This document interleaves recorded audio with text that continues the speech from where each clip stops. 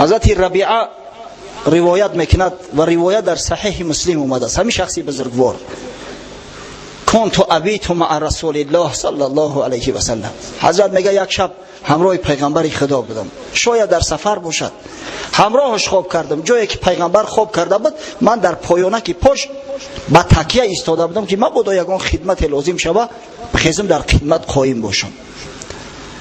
فآتیته بوضوئه و حاجته. ناخواست دیدم میگه که حضرت نصف شب بیدار شد، برای قضای حاجت رفت.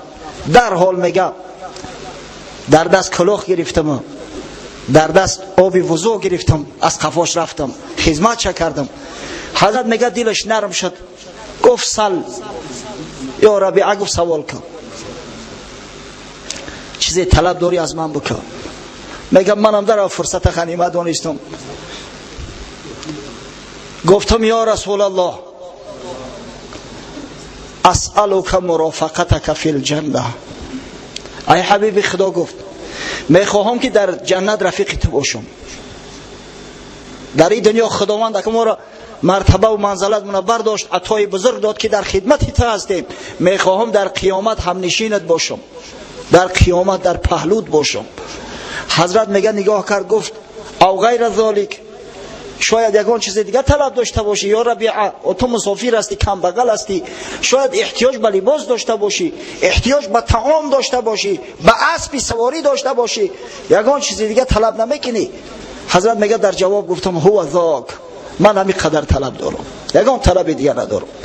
حضرت میگه تأکید کرد فاعنی علی نفسک بکثرت سجود یا ربیعه.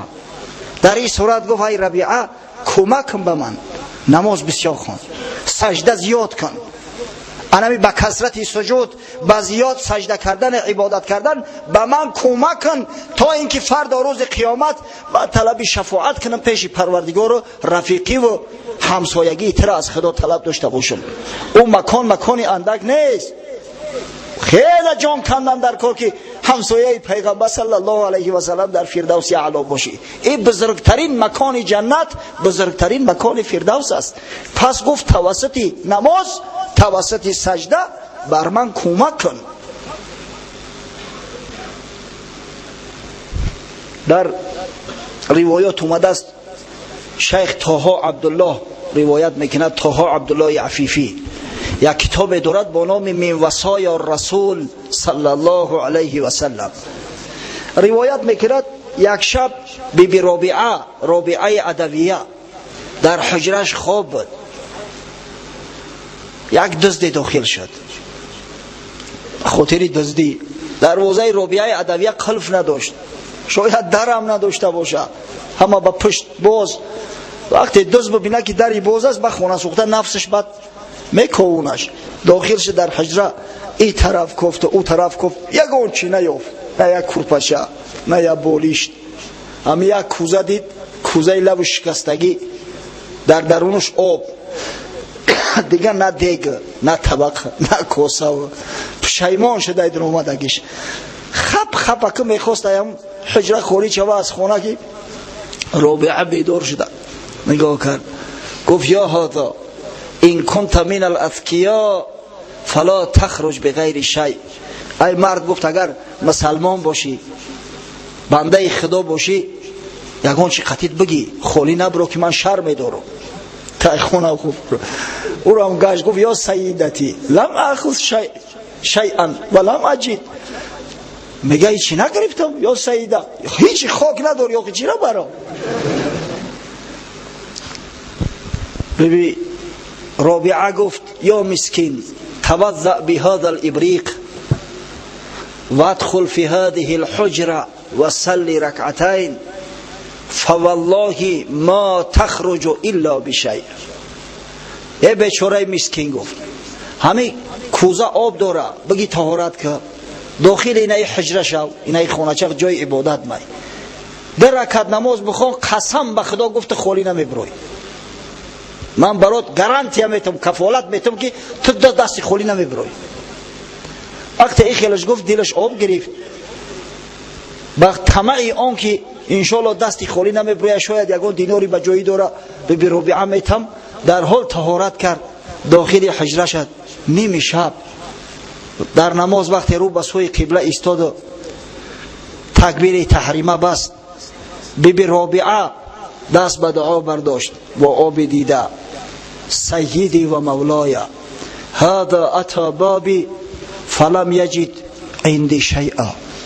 گفت ای سیدی من، ای مولای من، غرض پروردگار است، ای حاکم یکتای من، همین بنده ایت خانه من اومد، در خانم هیچی نیست، هیچی ندارم که بتمش. وقد اوقفته ببابک فلا تحرمه من فضلک و ثوابک. از همین خاطر گفت من در ایت راستش کردم، به سوی قبله ایت راستش کردم، پروردگار رو محرومش نگردان، یگان چشمت ای خونه سوخته خالی نرود. مرد رکعت یکم خواند، وقتی که سر در سجده ماند چنان لذت، چنان کیفیت احساس کرد، نور خدا را در قلبش تجلی کرد، مست شد. دیگه تا صبح نماز خواند از خودش نمیخوندونه که چی خوندم، چنان مست عبادت شده است. صبح صادق دمید، بیبی رابعه دیگه کرد که نمیبرویا. وقتی که داخل حجره شد دید که سر در سجده مونده، زار زار میگریه و یک شعر، یک نظم را به زبان رانده است: اذا ما قال لی ربی اما استحییت تعصینی و تخفی ذنب من خلقی و بالعصیان تأتینی فما قولی له لما یعاتبنی و یقصینی. ترجمه شعر چی می شود؟ اذا ما قال لی ربی اما استحییت تعصینی، فردا روز قیامت اگر خداوند از من سوال کنه که ای بنده بدگهر، از من شرم نداشتی که عصیان کردی؟ تو ایزا نکشیدی از خدا که دزدی رفتی؟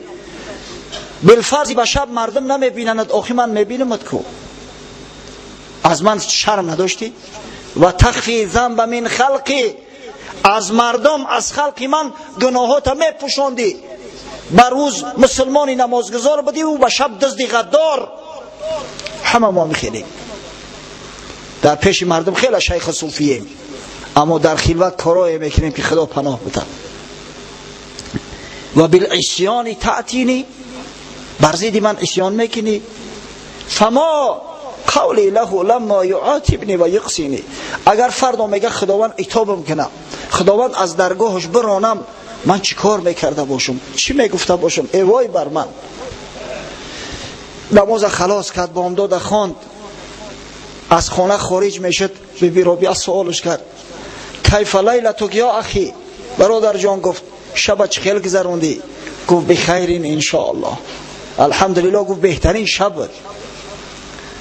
وقفت بین یدی مولایا، در حضور پروردگار با گردن کج، با بندگی، با عجز، با ندامت راست ایستادم. فقبلت عذری و غفر ذنبی، خداوند عذر ما قبول کرد، خداوند گناه ما بخشید. و بلغنی المطلوب، به مقصد و به مرادم رسیدم. گفت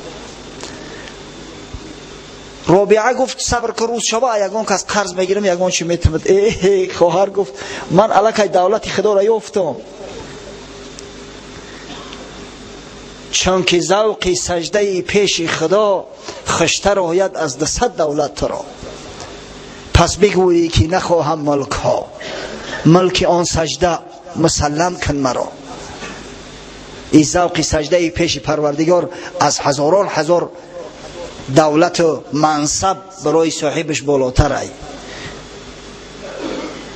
پادشاهان جهان از بدرگی بو نبردند از شرابی بردگی، ورنه ات هموار سرگردان و منگ ملک را بر هم زدندی بیدیرند.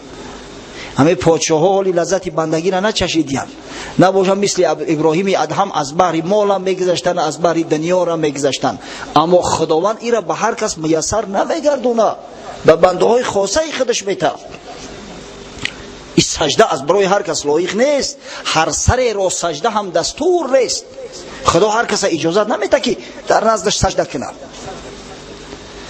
از حضرت عباده ابن صامت روایت شده است که پیغمبر خدا صلی الله علیه و سلم فرمود: ما من عبد یسجد لله سجده الا كتب الله له بها حسنه و محى عنه سیئه و رفع له بها درجه فاستكثروا من السجود.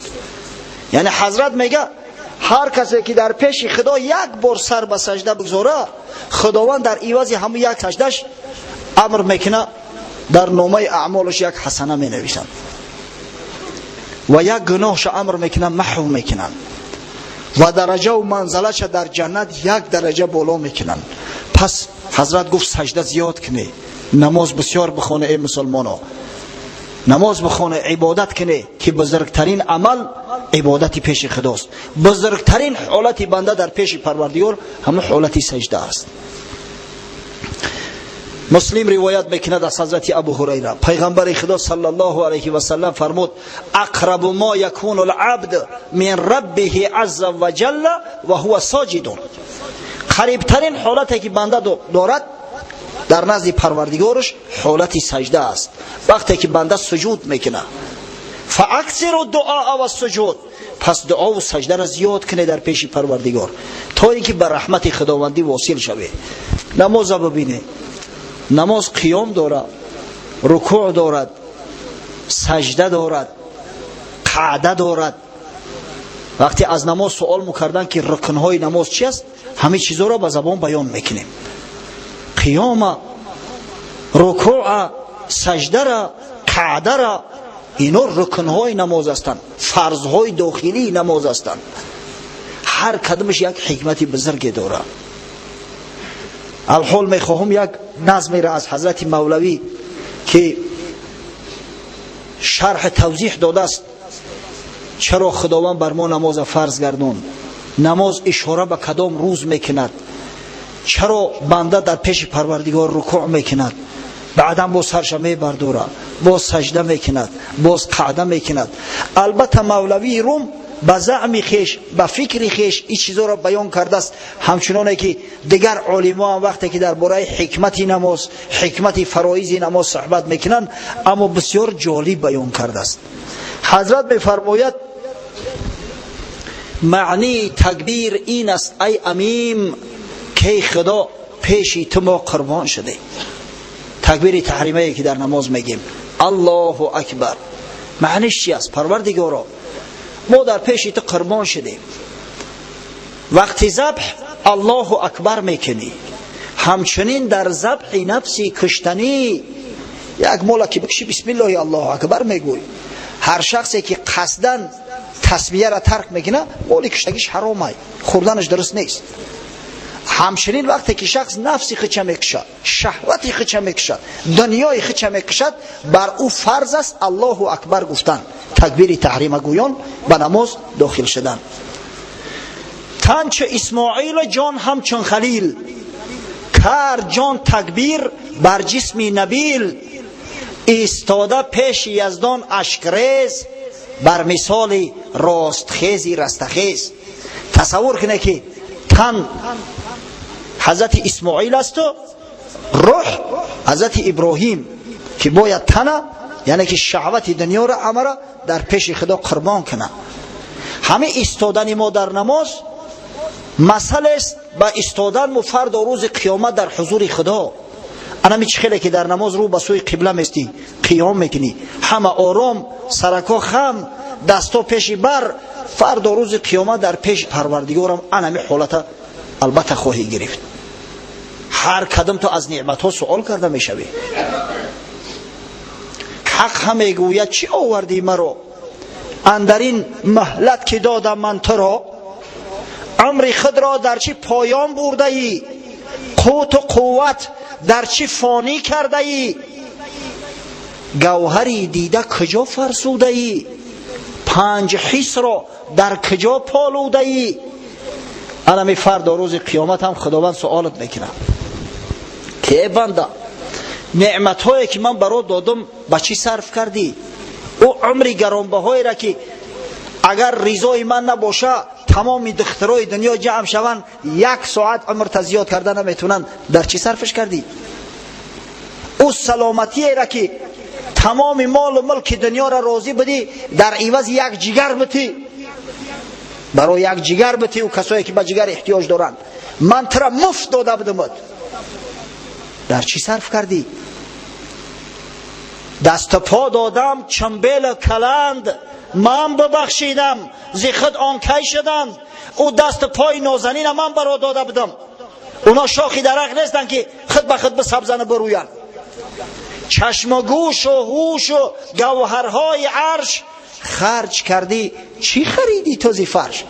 این نعمتهای ببها، این عقل رسا، این سیاست و شکل زیبا، همه ایرا من برای تو داده بدم، در عوض چی آوردی ای دنیا؟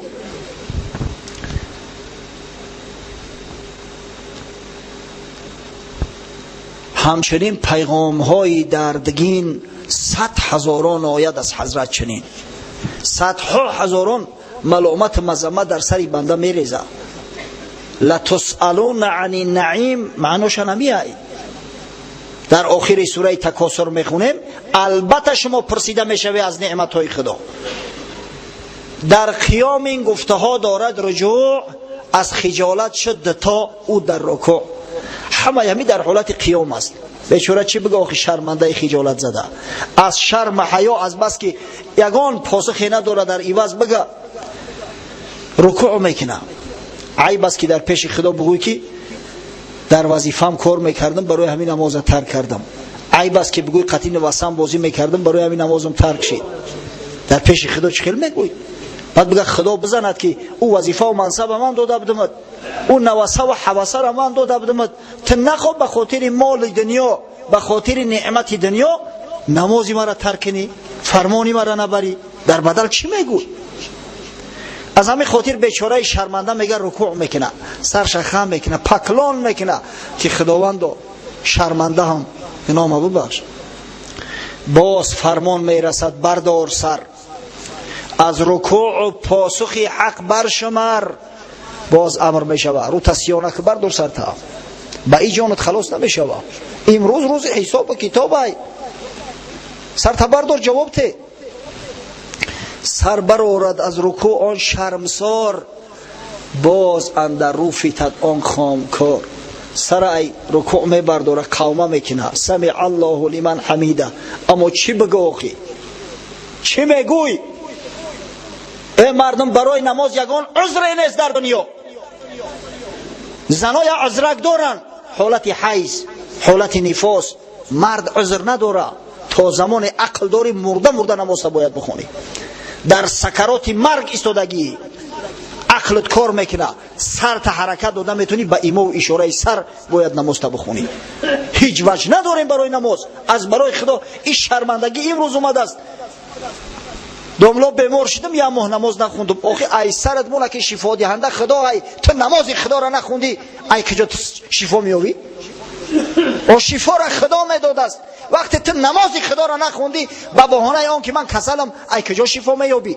از کجا رحمت خدا بالای تو مستولی شود؟ ای علامه ابن کثیر در تفسیرش روایت میکند، میگه یک روز حضرت رسول الله صلی الله علیه و سلم از نزد ابو هریره میگذشت، شکم درد شده بود است. حضرت ابو هریره شکم درد بده، شکمش قپیده، بدن دوناش زمین میگزه، مور بوری پیچیده است. بعد گفت یا ابو هریره شکم درد؟ ای ابو هریره گفت شکم درد چی ده؟ حضرت رسول الله صلی الله علیه و سلم بعضی کلمه های فارسی را تلفظ کردگی، یکیش همی ای. بعد ابن کثیر و جمیع مفسرها و محدثایی که بیان میکنن امیره برای عربو شرحش میتن. یعنی ایوجع بطنک، آیا شکم درد میکنه؟ شکم درد نمیفهمن اوخی عربو، اما از بس که پیغمبر میگفت صحابهاش میدونستن شکم درد، آیا گفت شکم درد میکنه؟ گفت نعم یا رسول الله. گفت بله یا رسول الله، بسیار دردم سخته. حضرت گفت قم فصلی فان صلات هی شفا، بخی گفت نماز بخون، شفای تو در نماز ای. امروز با عذاب کار بهانه میکنیم،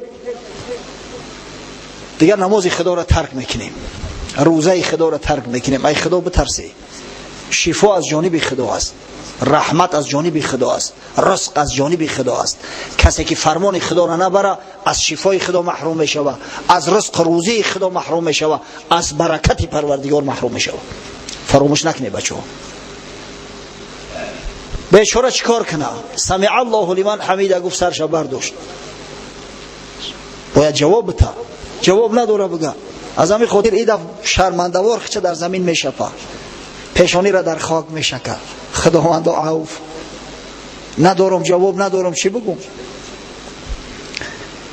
باز فرمان آیدش بردار سر از رکوع و از سجود و واضح هست کرده خبر. باز امر خدا می شود که بردار سر تجربه به این جالت خلاص نمی شود. خیلی مهلت دادم، خیلی وقت دادم، تو بدگهر جنایت میکردی و ما برای تو نعمت میدادیم. تو جنایتکاری ملعون صاحب خانه و در کردم، صاحب زنی فرزندت کردم، بدن دادم، بدنی سالم که 70 سال 80 سال خدمتی تر کرد. جواب ته چی آوردی؟ چی کار کردی؟ نعمتهای مرا در چی صرف کردی؟ سر برآرد از سجود آن شرمسار، باز اندر رو فیتد او مثل مار. میبردارد سرش ای سجده یکم، جلسه میکنه. اما چی بگه آخی بیچاره؟ باخچه در زمین میشپه باری دیم. سجده دیمه که در نماز میکنه. باز گوید سر برآر و باز گو که بخواهم جست از تو مو به مو. کثافت میگه به این خلاص نمیشه. بخی اکم مو به مو جواب سوالت میکنم. برای هر یک دانه گندمه که دادمت امروز اکتا طلب میکنم. برای هر یک رگ پیوندی سالمه که دادمت امروز جواب سوالت میکنم. قوت پا ایستادن نبودش که خطاب هیبت بر جان زدش.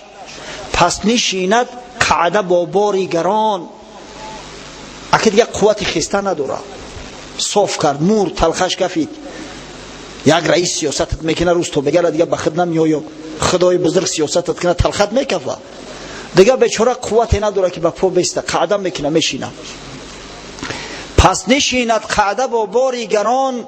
حضرتش گوید سخن گو با بیان. نعمت دادم بگو شکر چی بود؟ دادمت سرمایه هین بین مای سود. و جوان مرد من ترا کپیتال داده بودم، چیکار کردی؟ عباراتش دادی؟ خب بیار چی آوردی خطی؟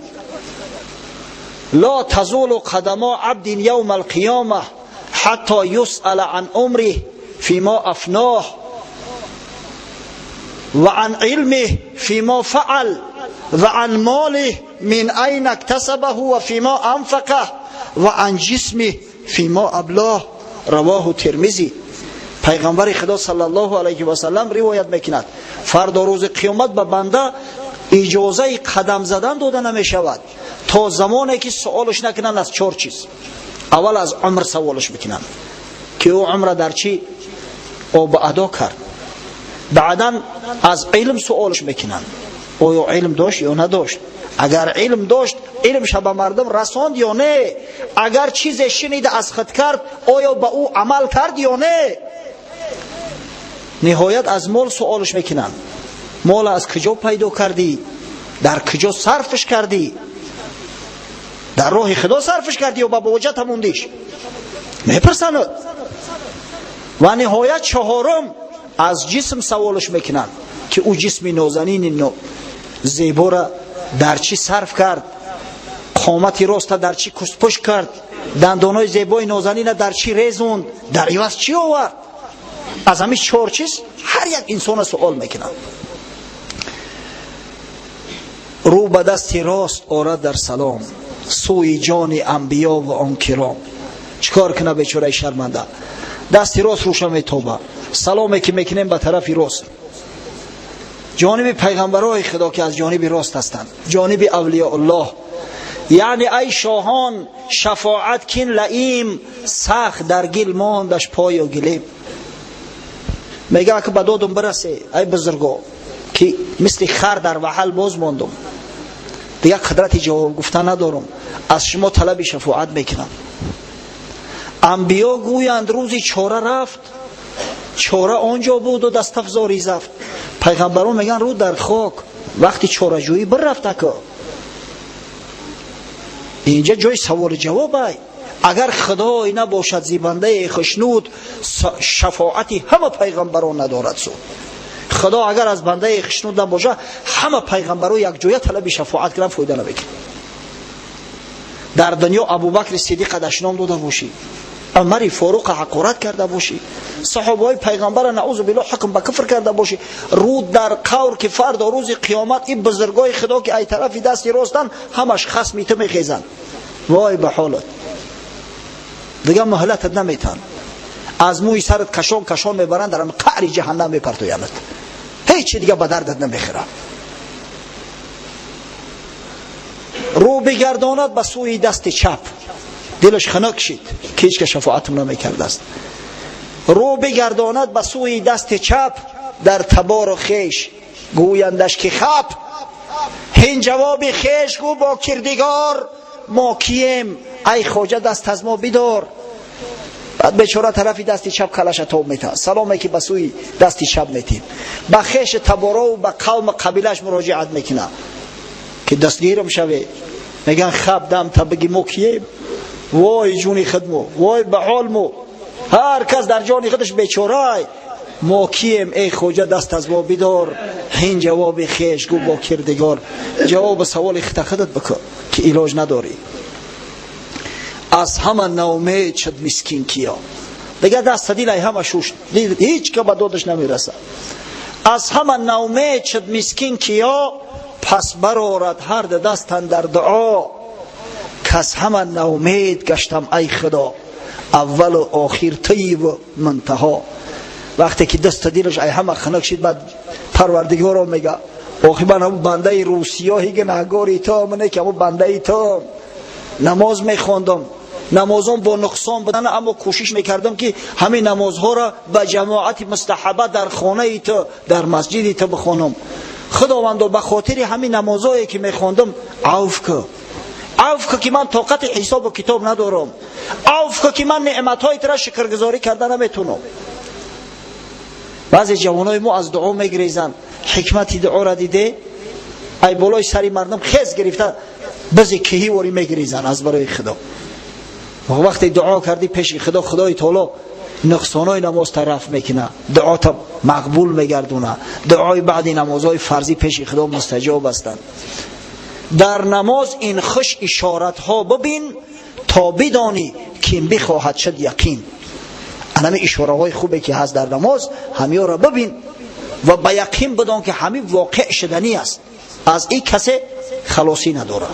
فردا روز قیامت همه عمل هایی که در نماز بکنیم، قیام داریم، رکوع داریم، سجده میکنیم، روحامون در خاک میشکیم، قعده میکنیم، به گردنکای کج دستی راست دستی چپ به هزار امید آرزو کلم توبیم، همه همیو واقع میشوند. پس مسلمانی واقعی در همین دنیا ایستاده و باید که آمادگی بگیره، آماده باشه، نمازکاش بخونه، به یاد خدا باشد، به ذکر خدا باشد.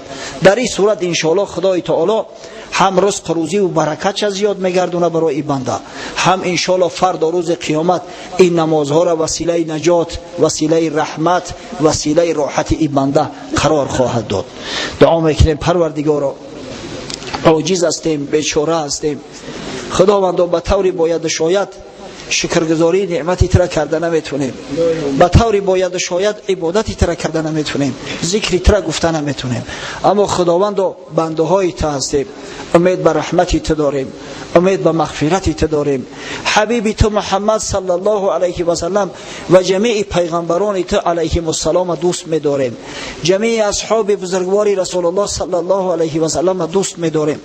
از این خاطر اگر چنده که بضاعت ما اندک است، عاجز هستیم، توشه ما اندک است، اما امید به رحمتی تو داریم که به خاطر این محبتی که داریم ما را همراه محبوبمان محشور گردانی. و خداوند ماه شریف رمضان که آمده ایستاده است، الحمدلله در ما را میکوبد برای ما ماه رحمت، ماه مغفرت، ماه نزول برکات، ماه آزادی از آتش جهنم، ماه ورود به جنت المأوا گردان. آمین یا رب العالمین.